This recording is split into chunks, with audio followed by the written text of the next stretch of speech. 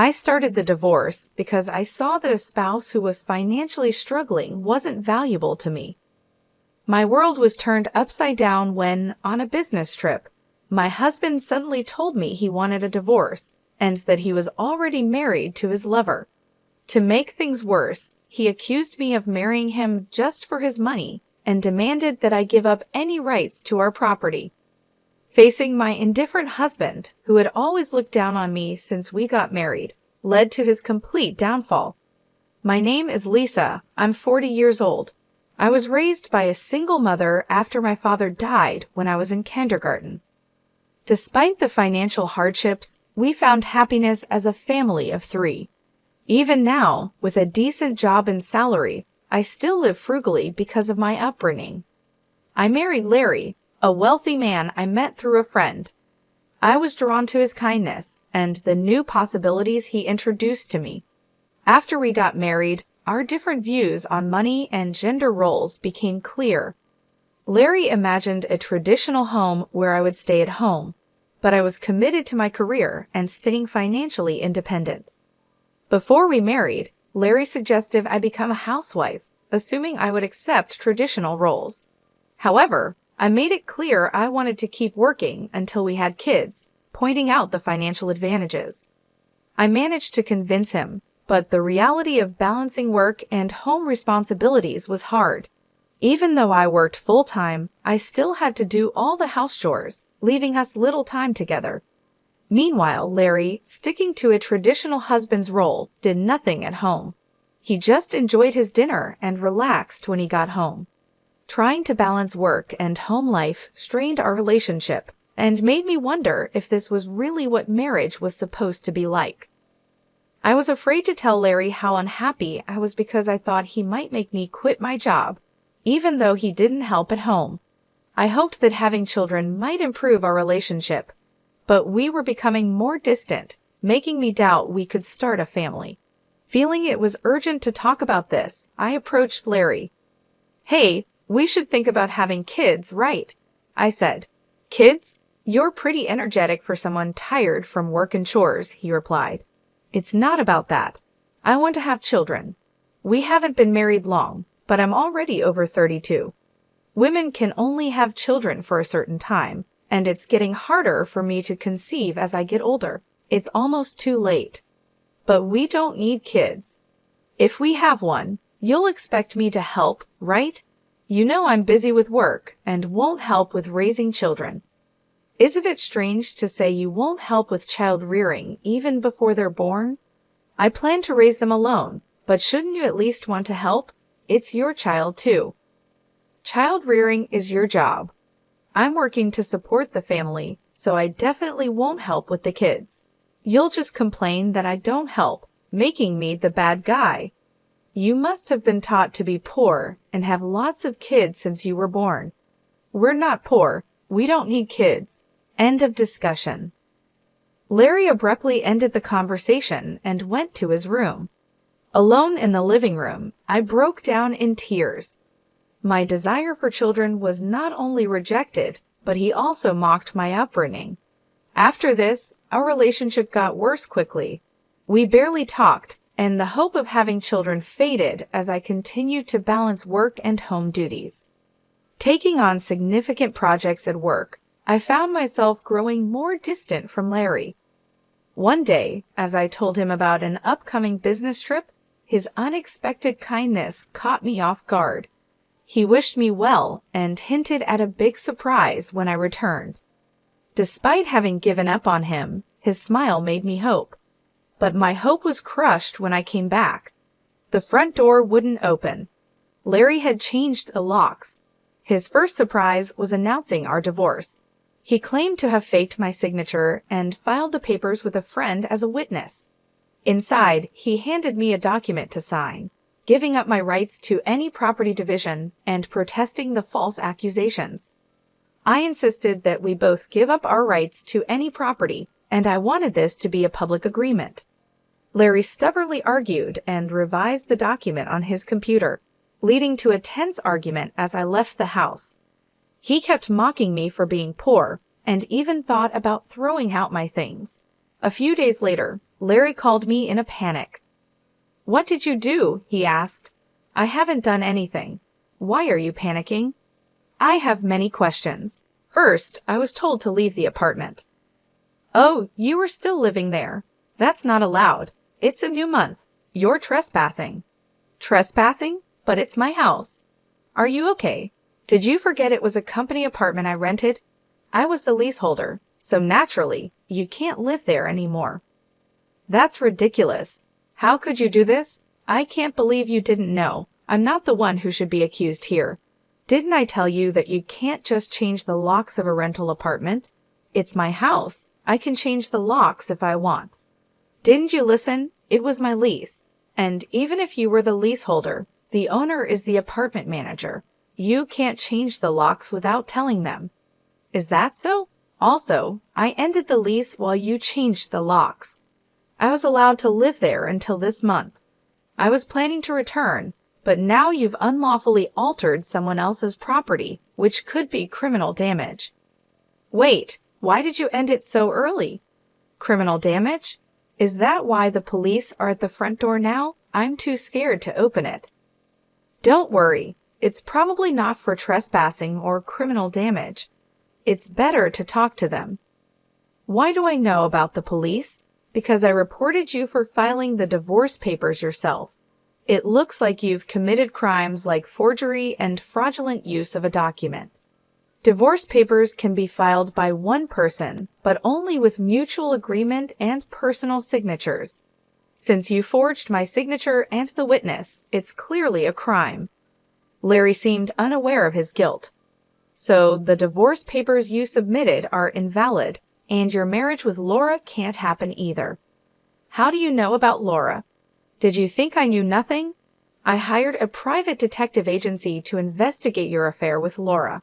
It was a busy time at work, and coordinating with the agency was tough. Plus, you even held a grand wedding ceremony. While I was supposedly on a business trip, I actually took time off work to do some research and prepare documents because I knew about Larry bringing Laura home. It would have been impossible to gather this evidence while working. After I told Larry everything, he was speechless and seemed quite upset, even over the phone. Then he pleaded with me, 'Please don't tell Laura I'm divorced.' Why would I? There's no such fact to tell."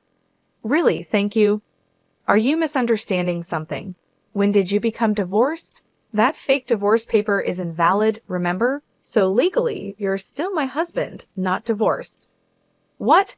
So since you cheated while still legally my husband, Laura needs to pay compensation. I sent the demand for compensation to her house yesterday by express delivery. She didn't know you were married, right? Then I can't withdraw the claim at this point. I knew Laura believed Larry was single, but I deliberately sent the compensation demand. Laura hasn't contacted me yet, so maybe she hasn't received the letter. It should arrive soon. Should you be on the phone with me when you also have to deal with the police? You're busy. I'll ignore the police. I won't be arrested. I'm going to Laura's house now to get the letter back before she or her family can accept it." He then hung up and probably went straight to Laura's house to wait for the postman at the front door. I knew it would be futile because the letter was sent as registered mail to Laura only. Even if he waited for the postman, he couldn't receive it. A few hours later, a disheartened Larry called me. According to him, there was an incident when the postman arrived. "Finally, I'll take that envelope." "Who are you? You don't live here, right?" "I'm practically a resident here since I'm married. I have the right to receive the mail." "I see, but I can't give you this envelope. It's registered mail for Laura only." "What? Give it to me?" "Absolutely not. If you're so eager, ask Laura for permission." "What's going on here?" "Oh, Larry, what's all this noise?" "Laura, this is registered mail for you. This man insisted on taking it. Sorry for the disturbance." "What's this? A demand for compensation? Larry, you were married? What's going on here?" "Sorry, it's just, she's an ex-wife from a long time ago. I was embarrassed to say I'm divorced." "I'm sorry for keeping it a secret, but isn't it strange? We haven't been dating long, and suddenly there's a demand for compensation.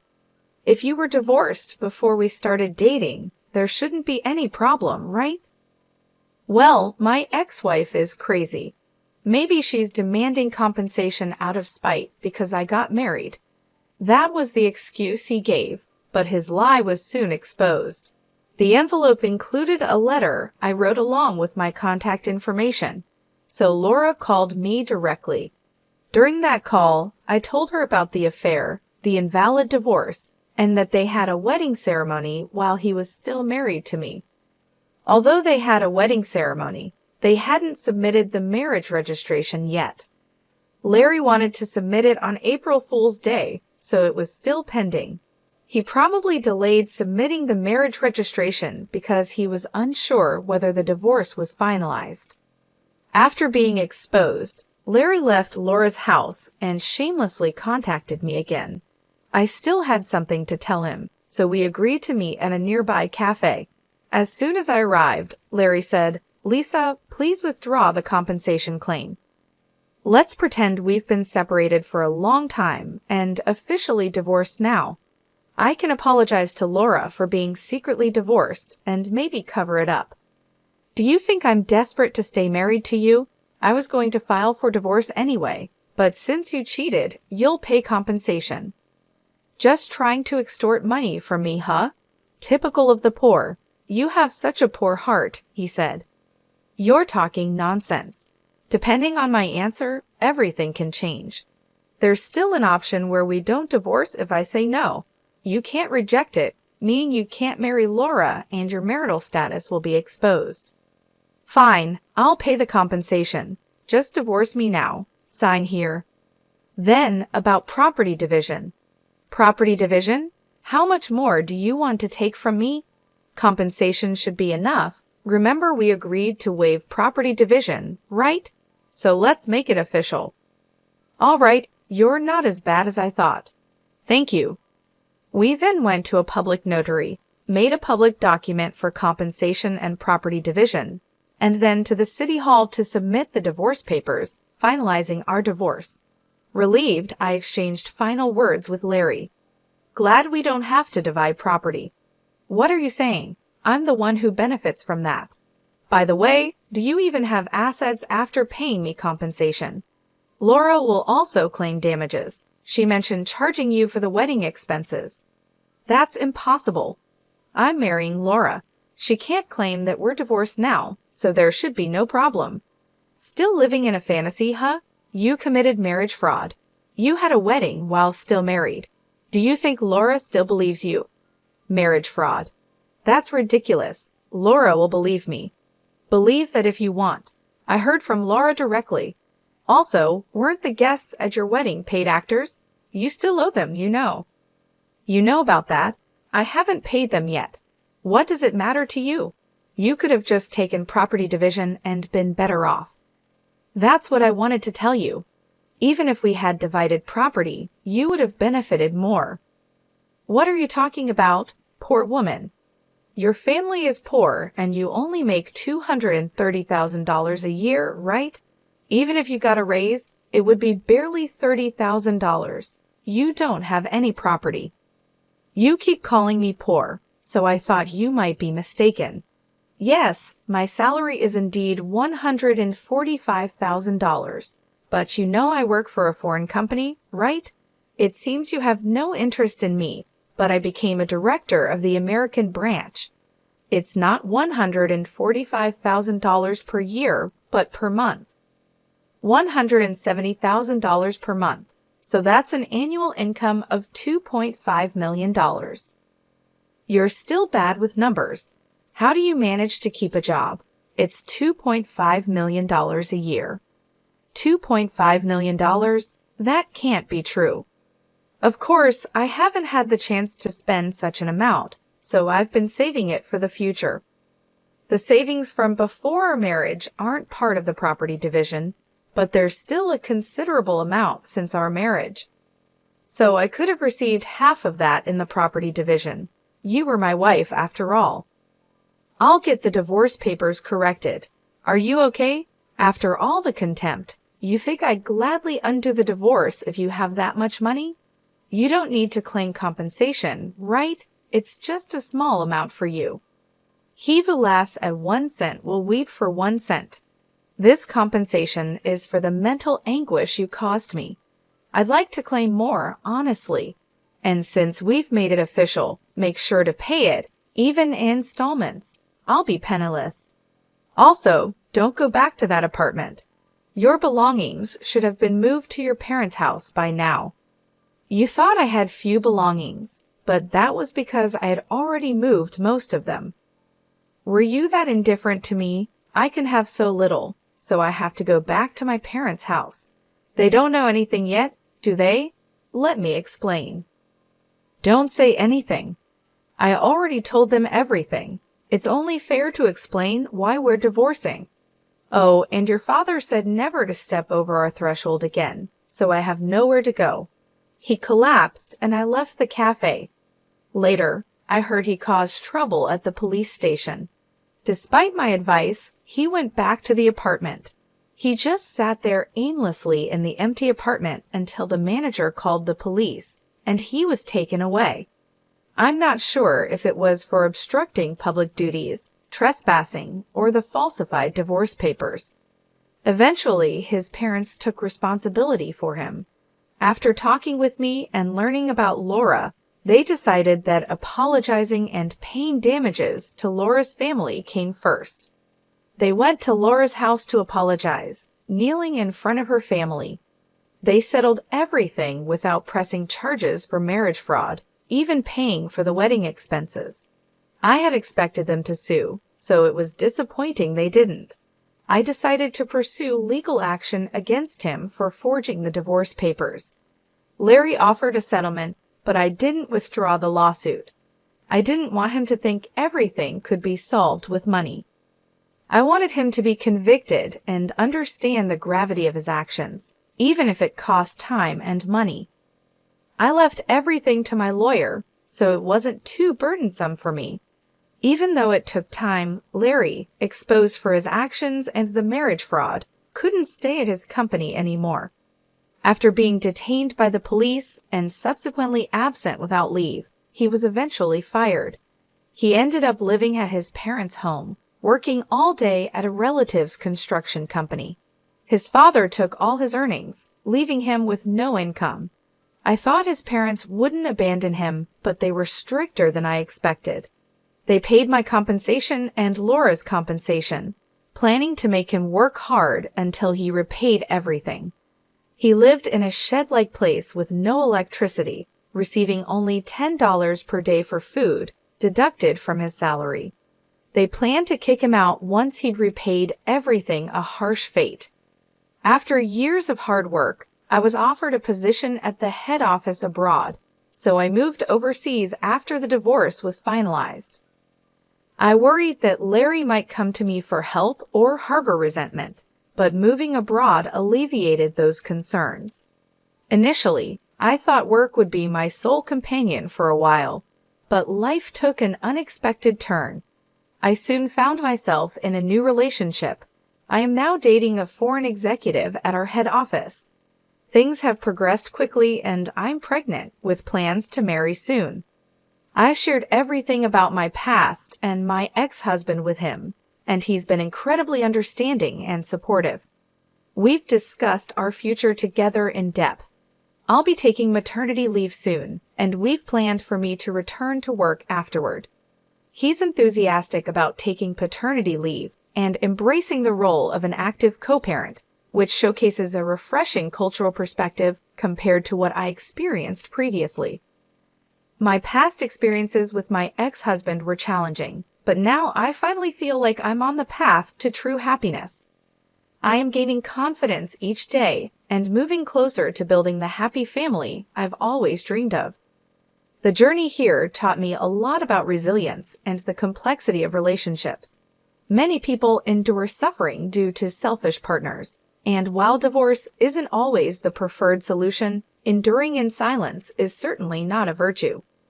It's crucial to recognize that open and honest discussions can pave the way to meaningful resolutions. In some cases, divorce turns out to be a necessary decision for personal growth and well-being. This chapter of my life has reinforced that belief, helping me move forward with a new sense of purpose and hope for the future.